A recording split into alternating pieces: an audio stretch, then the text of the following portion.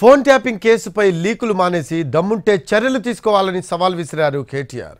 ఎవరు తప్పు చేసుంటే వారిని లోపల వేయాలన్నారు. ఈ వ్యాఖ్యలపై స్పందించిన సీఎం రేవంత్ రెడ్డి క్రమ పద్ధతిలో చట్ట ప్రకారం చర్యలు ఉంటాయన్నారు ఆయన. అరే రేవంత్ రెడ్డి గారు, ముఖ్యమంత్రిగా నువ్వే ఉన్నావు. చేతనైతే దమ్ముంటే ఈ లీకులు బంద్ చేసి చర్యలు తీసుకునేది ఉంటే తీసుకో, మేము వద్దంటలేం. కానీ ఈ పనికి మాలిన డ్రామా లాపు.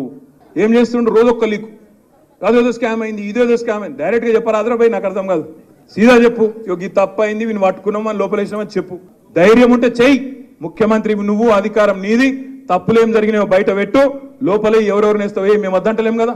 ఇప్పుడు వాళ్ళు చెప్పినట్టు ఇన్న అధికారులు ఈరోజు ఊసలు లెక్క పెడుతున్నారు. ఆయన అంతకంటే ముందే చెప్పినాం, వద్దురని ఆయన. వాళ్ళు దుర్మార్గులు, దోపిడీదారులు, దొంగలు. వాళ్ళ మాటలు విన్నారంటే మీరు జైలుకు పోతారు, మిమ్మల్ని తర్వాత తిరిగి కూడా చూడారని. ఇవాళ కేసులలో ఇరుక్కున్న వాళ్ళని అయ్యో పాపం అని కూడా అంటలేరు వాళ్ళు. చేసినాం, ఇట్లనే చేస్తాం.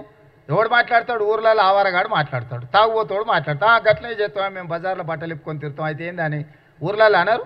సేమ్ కేటీఆర్ కూడా బర్తెగించిన అచ్చో సాంబోతులాగా మాట్లాడుతుండు. దాని ఫలితం దానికి ఉంటుంది. కాకపోతే దాని ఒక క్రమ పద్ధతిలో విచారణ చేసి చట్టపరంగా చర్యలు తీసుకోవాలి. కాబట్టి విచారణ జరుగుతుంది.